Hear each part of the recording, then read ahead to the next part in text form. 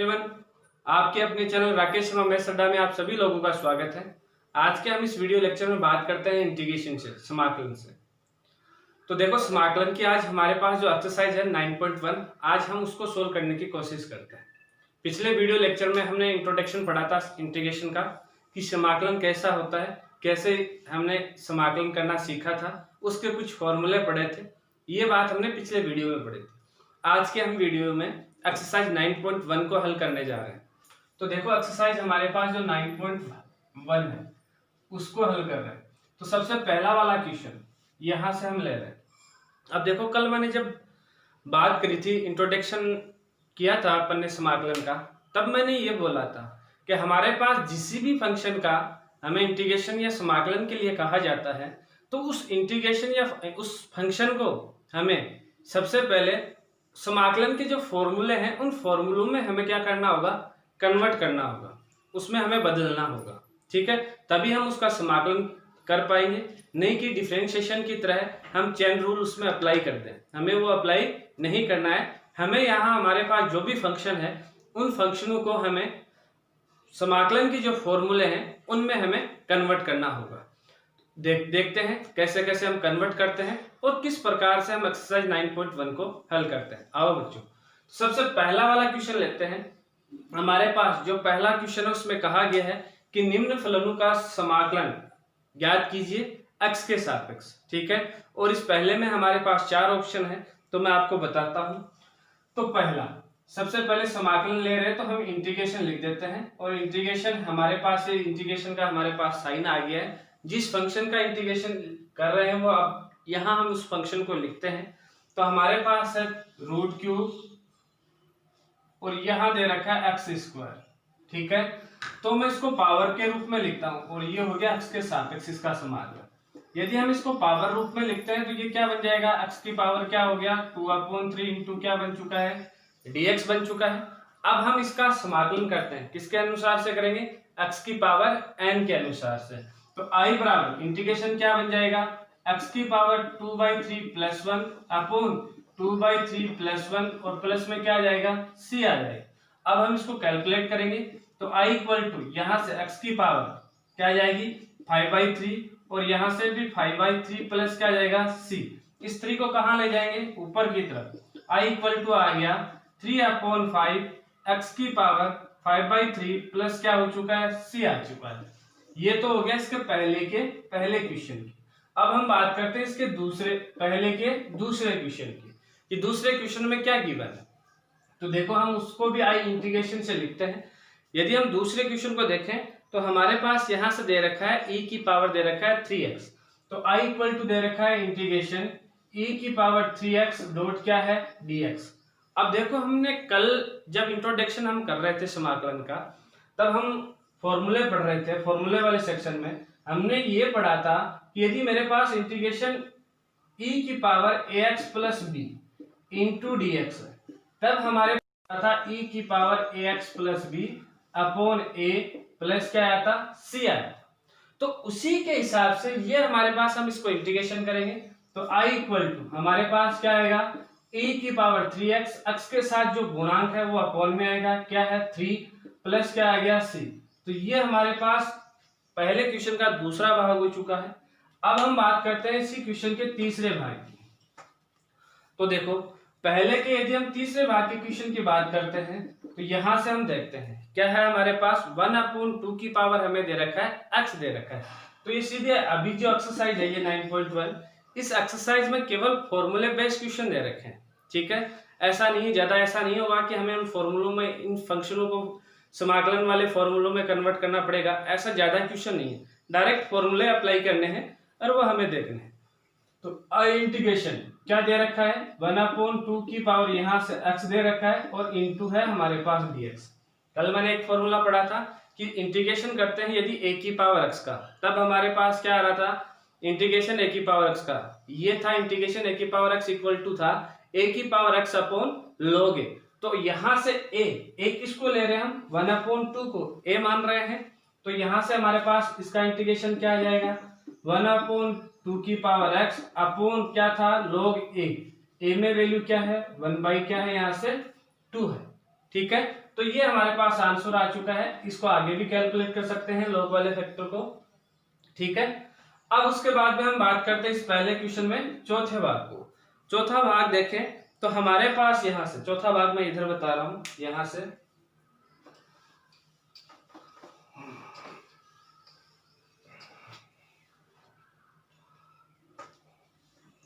तो हम पहले का चौथा भाग देख रहे हैं। तो चौथे भाग में हमारे पास आई इंटीग्रेशन वो दे रखा है ए की पावर की log और यहां से अच्छा 2b है, यहाँ a की पावर 2 इंटू log और log का आधार है a और यहाँ दे रखा है x। यहाँ क्या दे रखा है? x दे रखा है। अब देखो इंटू dx। अब ऐसा मैंने अभी तक फॉर्मूला नहीं पढ़ा, ठीक है। हमने क्या पढ़ा? a की पावर x पढ़ा था, बट यहाँ क्या है? a की पावर 2 इंटू क्या दे रखा है? log x दे रखा है, जहां a क्या है? इसका आधार है log का, ठीक है। तो हम सबसे पहले हम इसको क्या करेंगे? फॉर्मूले में कन्वर्ट करने की कोशिश करेंगे। तो फॉर्मूले में कन्वर्ट करने की कोशिश करेंगे तो 2 यहाँ log अपनी प्रॉपर्टीज के अनुसार कौन सी प्रॉपर्टीज के अनुसार? चूंकि log m की पावर यदि n है तो ये किसके इक्वल है? n इंटू log क्या आ जाएगा? m आ जाएगा। तो यहां से हमारे पास ये गिवन है, हमें इसको इसमें कन्वर्ट करना है। यदि कन्वर्ट करते हैं तो i इक्वल टू क्या बन जाएगा यहाँ से कि a इंटू log यहाँ आधार a और यहाँ क्या आ गया? एक्स स्क्वायर डॉट क्या आ चुका है? dx आ चुका है। अब हम देख रहे हैं कि यहाँ a है और यहाँ भी log का जो आधार है क्या है? a है।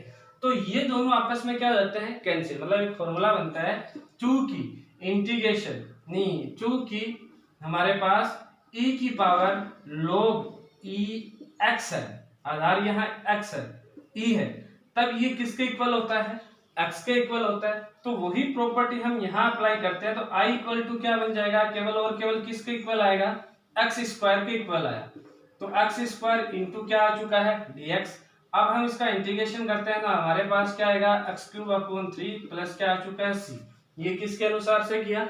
x की पावर n के अनुसार हमने किया। अब चलते हैं हम अगले वाले क्वेश्चन की तरफ, क्वेश्चन नंबर 2। तो छोटे छोटे क्वेश्चन हैं और इनको जस्ट फॉर्मूले वाइज हमें सोल्व करना है। इन बातों का सब जने ध्यान रखेंगे। और हमेशा जब भी आप मेरे वीडियो क्लास लेते हो तो आप अपनी जो बुक है आरबीएससी बोर्ड वाली, उस आप बुक को साथ लेके बैठा लो ताकि अपन को क्वेश्चन करने में प्रॉब्लम नहीं हो। अब देखते हैं क्वेश्चन नंबर है हमारे पास 2। हमें देखो इससे पहले एक लाइन कहा गया है, निम्न समाकलों के हमें क्या निकालने हैं? मान ज्ञात करना है। तो 2 से लेके जितने भी आप क्वेश्चन जो आएंगे उनके हमें समाकलन को मान ज्ञात करना है।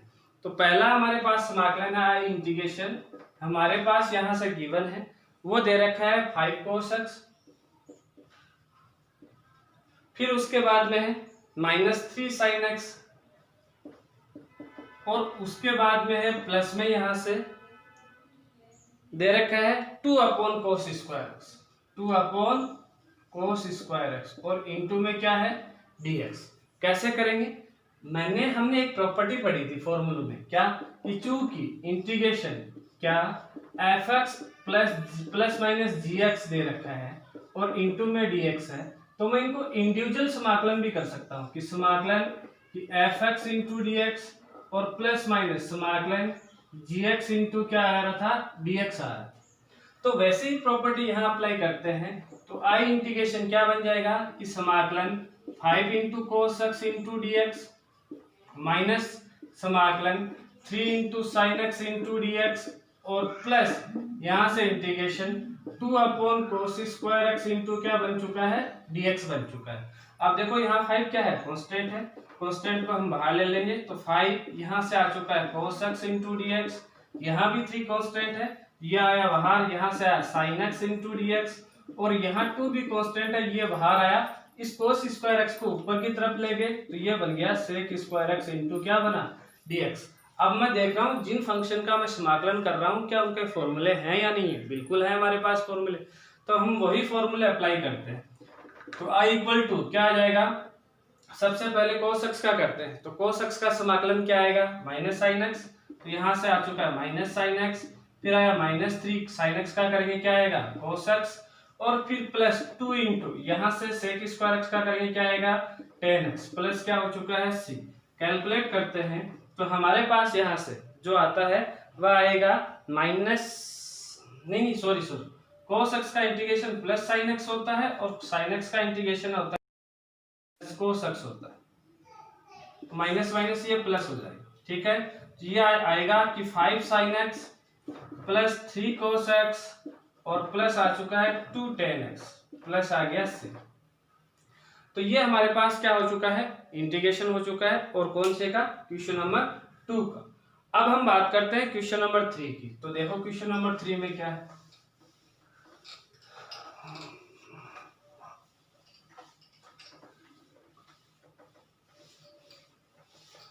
यदि हम क्वेश्चन नंबर 3 की तरफ चले तो क्वेश्चन नंबर 3 में देखते हैं तो आई इंटीग्रेशन हमारे पास देखो क्या गिवन है, हमारे पास यहां से गिवन है x square x cube minus 1 upon x square, x cube minus 1 upon क्या दे रखा है, एक्स स्क्वायर इंटू दे रखा है डीएक्स। अब कहानी आती है कि ऐसा तो हमने कोई फॉर्मूला ही नहीं पढ़ा, तो हम इसको हल कैसे करें। तो इसको हल करने का तरीका यही रहेगा कि हम क्या करेंगे कि ये जो नीचे वाला है एंस और हर का भाग किस में दे देंगे, एंस में दे देंगे, या ऐसा मैं कहूं कि डिनोमिनेटर में किसका भाग दे देंगे, डिनोमिनेटर का भाग दे देंगे। तो यहां से भाग देते हैं या अलग अलग लिखते हैं तो क्या क्या बन जाएगा कि x cube upon x square minus 1 upon क्या बना एक्स स्क्वायर इंटू क्या आया डीएक्स। आई इंटीग्रेशन क्या बना, एक्स स्क्वायर से ये कैंसिल, क्या है यहाँ से एक्स स्क्वायर, एक्स केवल एक्स, इस एक्स स्क्वायर को ऊपर ले गए तो एक्स की पावर क्या है माइनस 2 इंटू क्या बन चुका है डीएक्स। अब इंटीग्रेशन कर सकते हैं किनके अनुसार, एक्स की पावर एन के अनुसार, यहाँ भी एक्स की पावर एन के अनुसार करते हैं। तो आई इक्वल टू, बोलो क्या आता है यहाँ से, आई इक्वल टू इसका करेंगे तो एक्स स्क्वायर अपॉन 2 और माइनस इसका करेंगे तो एक्स की पावर माइनस 1 अपॉन क्या आएगा माइनस 1 प्लस क्या आ चुका है सी। यहां से देखें तो I equal to x square upon 2 minus minus ये हो गया प्लस, इसको नीचे लेंगे तो 1 अपॉन एक्स प्लस क्या आ गया सी। ये आंसर आ चुका है क्वेश्चन नंबर 3 का। अब चलते हैं अगले क्वेश्चन की तरफ, तो वह है क्वेश्चन नंबर 4।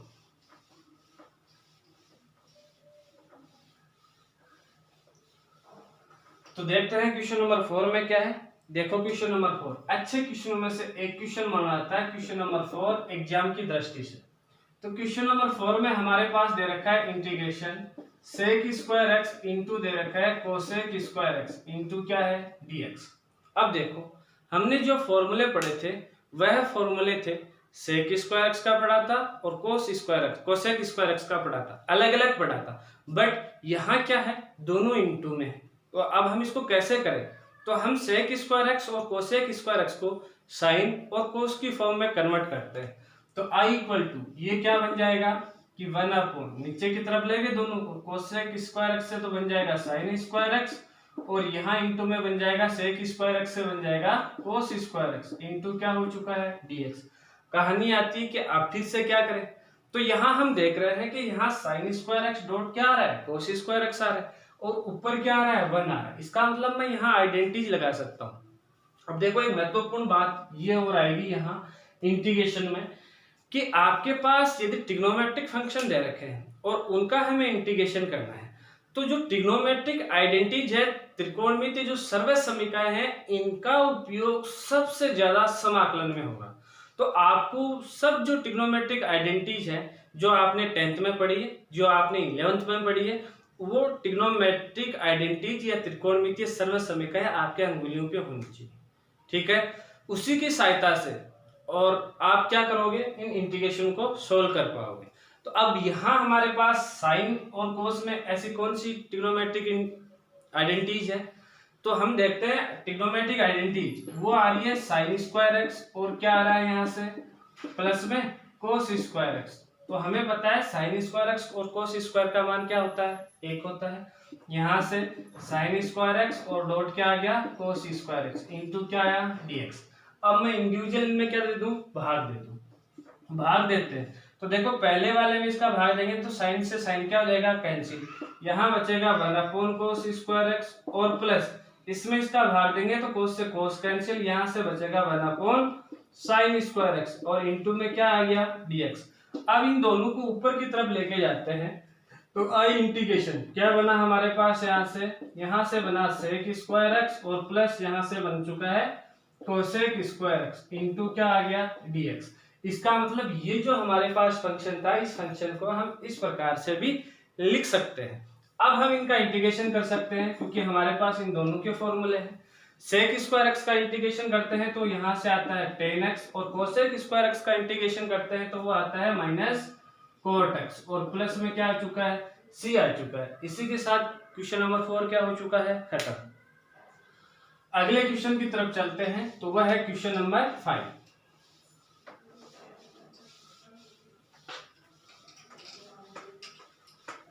तो देखो क्वेश्चन नंबर 5 में क्या है, क्वेश्चन नंबर 5 में हमारे पास दे रखा है कि आई इंटीग्रेशन 1 प्लस एक्स और रूट दे रखा है रूट एक्स इंटू दे रखा है dx। अब हमें इस फंक्शन का इंटीग्रेशन करना है, कैसे करेंगे। तो देखो यहाँ हमारे पास कोई फॉर्मूला नहीं बन रहा, तो हम क्या करते हैं, इस रूट एक्स को कहाँ ले जाते हैं, अंदर की तरफ ले जाते हैं। तो i इक्वल टू क्या बन जाएगा, ये यहाँ से बना रूट एक्स और प्लस एक्स इंटू क्या आ चुका है, रूट एक्स इंटू आ गया dx। ठीक है, i इक्वल टू देखें तो रूट एक्स को हम कैसे लिख सकते हैं, एक्स की पावर 1/2 प्लस यहाँ से x इंटू एक्स की पावर क्या बन चुका है 1/2 इंटू क्या हो गया dx। अब हम इसको कैलकुलेट करते हैं, तो यहाँ से x की पावर 1/2 प्लस यहाँ x का पावर कुछ नहीं दे रखा, इसका मतलब क्या x की पावर क्या है 1 और यहाँ इंटू में x की पावर क्या है 1/2। तो यहाँ हमारे पास जो पावर रूल है, जो घात नियम है, वो हमारे पास यहाँ क्या होंगे, अप्लाई होंगे। तो अप्लाई होते हैं तो हमारे पास यदि आधार समान है तो घातें आपस में क्या जाती हैं, जुड़ जाती है। उसके अनुसार यहाँ क्या आएगा, x के पावर 3/2 इंटू क्या हो चुका है dx। अब हम इन दोनों का इंटीग्रेशन कर सकते हैं, किसके अनुसार से, x की पावर n के अनुसार से। तो सोल्व करते हैं तो i इक्वल टू क्या है, यहाँ से x की पावर 3/2 अपॉन 3/2 और प्लस x की पावर 5/2 अपॉन 5/2 प्लस क्या आ चुका है c। ये इसका क्या हो चुका है, आंसर हो चुका है। किसके अनुसार से किया मैंने यहाँ इंटीग्रेशन, x की पावर n के अनुसार से।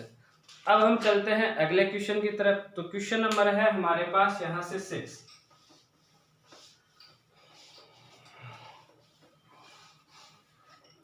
तो देखो क्वेश्चन नंबर 6 की तरफ चलते हैं, तो यहाँ हमारे पास है कि इंटीग्रेशन कि a की पावर x इंटू क्या है dA। अब देखो ये बहुत बड़ी बात है, ये बहुत बड़ा क्वेश्चन है, सोचने लायक क्वेश्चन है। पहली नजर में नॉर्मल बच्चे होते हैं वो क्या करते हैं, a की पावर x को a की पावर x के अनुसार यहाँ इसका समाकलन करते हैं कि a की पावर x अपॉन में क्या लिख देते हैं, log a लिख देते हैं, जो कि आंसर क्या होगा, गलत। क्यों होगा गलत, इसका सबसे बड़ा कारण है कि यहाँ हम किसके सापेक्ष समाकलन कर रहे हैं। यहाँ हमारे पास वेरिएबल किसको माना गया, वेरिएबल माना गया a को। अगर वेरिएबल a को माना गया है तो x यहाँ क्या है, अचर है। x क्या होगा, यहाँ अचर होगा। अचर होगा तो हमारे पास यहाँ से कौन सा फंक्शन लगेगा कि यहाँ हमारे पास कोई फंक्शन हो और उसके पावर घात में हमारे पास अचर हो, तो x की पावर कौन सा लगेगा, n वाला लगेगा। और x की पावर n का यहाँ फॉर्मूला अप्लाई होता है तो क्या होगा, a की पावर x प्लस 1 अपॉन क्या आ जाएगा, प्लस क्या होगा c।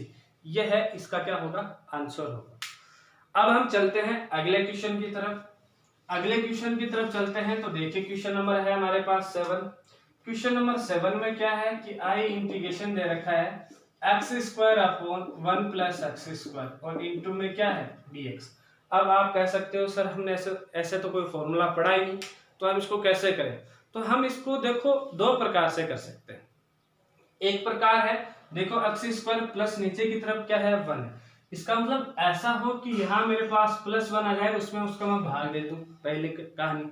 दूसरी, ये एक प्रॉपर रैशनल फंक्शन नहीं है, और प्रॉपर रैशनल फंक्शन नहीं है ये जो बात है ये अपन आगे की जो एक्सरसाइज आएंगे 9.4 या 9.3 या 5 में 9.4 में आएगी सर, तो वहां हम पढ़ने की इसको क्या करेंगे कोशिश। तो अभी हम करते हैं कि नीचे की तरफ 1 है तो मैं यहाँ 1 ऐड कर दूं और 1 को घटा दूं ताकि ये फंक्शन भी क्या रहे, बैलेंस में रहे। तो x square plus 1 minus 1 upon में 1 प्लस एक्स स्क्वायर इंटू क्या बना dx। अब इसका इसमें भाग दूं और इसका इस 1 में भाग दूं, इस दो पदों में भाग दूं पहले तो, फिर इस 1 में भाग दूं, तो क्या बनता है पहले वाले में सेम है तो यहाँ तो आ जाएगा 1, उसके बाद में -1 अपॉन क्या बन गया 1 + x²। अब मैं यहाँ से ये देख पा रहा हूँ कि इन दोनों के मेरे पास क्या है, समाकलन के फॉर्मूले। 1 का है कांस्टेंट है, उसका समाकलन कर सकते हैं, इसका हमारे पास डायरेक्ट फॉर्मूला है। तो i बराबर 1 का हम इंटीग्रेशन करते हैं, क्या आ जाएगा x और -1 अपॉन 1 + x² का इंटीग्रेशन करेंगे, क्या आएगा tan इनवर्स x प्लस क्या आ गया c। ये इसका क्या हो चुका है, आंसर हो चुका है। अगले क्वेश्चन की तरफ बढ़ते हैं। तो हमारे पास है क्वेश्चन नंबर 8। तो देखिए क्वेश्चन नंबर 8 में हम कैसे इसको सोल्व करते हैं।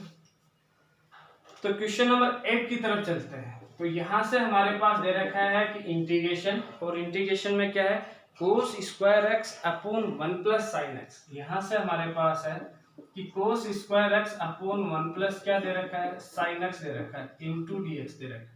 अब कहानी आती है तो सोल्व करें तो कैसे करें, क्योंकि अभी अभी हमने किया था 1 अपॉन 1 + x² था, तो हमने वहां ऊपर 1 जोड़ा 1 घटाया। क्या हम ऐसा यहाँ कर सकते हैं, नजर आ रहा है कुछ नहीं आ रहा। तो हम क्या करते हैं कि नीचे sin x है तो ऊपर वाले को हम क्या बनाने की कोशिश करेंगे, sin x sine trigonometric function में ले जाने की कोशिश करेंगे। तो यहाँ हम जो ट्रिग्नोमेट्रिक आइडेंटिटीज है, सर्वसमीकाएं, त्रिकोणमितीय सर्वसमीकाएं हैं, वो अप्लाई करते हैं। तो हमारे पास यहाँ से एक चीज थी, क्या थी कि sin² x plus cos² x किसके बराबर होता है 1 के। तो cos² x यहाँ cos² x का मान यहाँ से हम लिखेंगे, क्या आएगा 1 - sin² x अपॉन आ चुका है 1 प्लस क्या आ चुका है sin x इंटू क्या आ चुका है dx। अब मैं देख पा रहा हूं कि क्या मैं इसको a² - b² के रूप में लिख सकता हूं, बिल्कुल लिख सकते हैं। तो i = यहाँ से क्या जाएगा कि 1 का square minus sin² x upon 1 plus क्या लिखा मैंने sin x इंटू dx। अब ये क्या बन गया a² - b²। a² - b² बना तो हम यहाँ a² - b² का फॉर्मूला भी अप्लाई कर सकते हैं। कौन सा, a + b और a - b। तो i इंटीग्रेशन क्या आ जाएगा यहाँ से कि 1 - sin x into 1 + sin x upon में यहाँ से क्या आया 1 + sin x और इंटू में क्या है dx। अब देखो यहाँ से 1 + sin x क्या हो जाएगा कैंसिल, क्या बचेगा i इंटीग्रेशन में बचा हमारे पास 1 - sin x। क्या आप इसका डायरेक्ट समाकलन कर सकते हैं, क्या ये फॉर्मूले में कन्वर्ट हो चुका है, बिल्कुल हो चुका है, ये फॉर्मूले में कन्वर्ट हो चुका है। तो मैं 1 का सबसे पहले इंटीग्रेशन करता हूं तो यहाँ से आएगा x, और sin x का इंटीग्रेशन करते हैं तो हमारे पास आता है -cos x, माइनस क्या हो जाएगा प्लस cos x, प्लस में क्या हो चुका है c। ये हो चुका है क्वेश्चन नंबर 1 का सोल्यूशन। अब हम बात करते हैं क्वेश्चन नंबर 9। देखो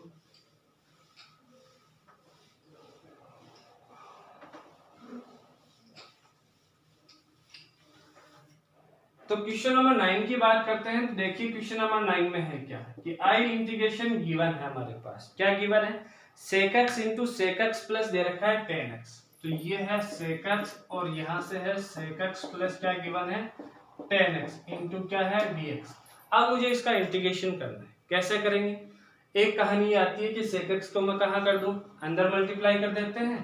तो i = क्या आ जाएगा यहाँ से कि sec² x और प्लस क्या आ गया कि sec x इंटू क्या बन गया है tan x।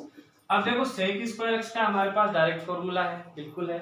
sec x into tan x का भी हमारे पास डायरेक्ट फॉर्मूला है, बिल्कुल है। तो वहां वो अप्लाई करते हैं। तो i बराबर sec² x का इंटीग्रेशन क्या होगा tan x, sec x into tan x का इंटीग्रेशन क्या होता है sec x और प्लस में क्या आ चुका है c आ चुका है। ठीक है, इसके साथ क्वेश्चन नंबर 9 क्या हो चुका है खत्म। अब हम बात करते हैं क्वेश्चन नंबर कौन से की 10 की। तो आओ क्वेश्चन नंबर 10 को देखते हैं। तो देखो क्वेश्चन नंबर 10 में क्या है यहाँ से कि i इंटीग्रेशन दे रखा है हमारे पास यहाँ से कि sin इनवर्स x प्लस दे रखा है cos इनवर्स x और इंटू क्या है dx। हमें इसका इंटीग्रेशन देखना है। देखो sin inverse x plus cos inverse x का अभी तक हमने कोई फॉर्मूला इंटीग्रेट नहीं किया है, कोई फॉर्मूला हमने जनरेट नहीं किया है। तो अब हम इसको करेंगे तो कैसे करेंगे। तो देखो हमारे पास जो एक्सरसाइज नंबर 2 है इनवर्स ट्रिग्नोमेट्रिक फंक्शन है, तो वहां एक फॉर्मूला है, क्या है कि वहां है कि sin inverse x plus cos inverse x वो इक्वल होता है किसके π/2 के। वो किसके इक्वल होता है π/2 के। तो एक बार ये फॉर्मूला हम यहाँ अप्लाई करते हुए इसको हल करेंगे तो क्या बन जाएगा कि इंटीग्रेशन π/2 इंटू क्या है dx।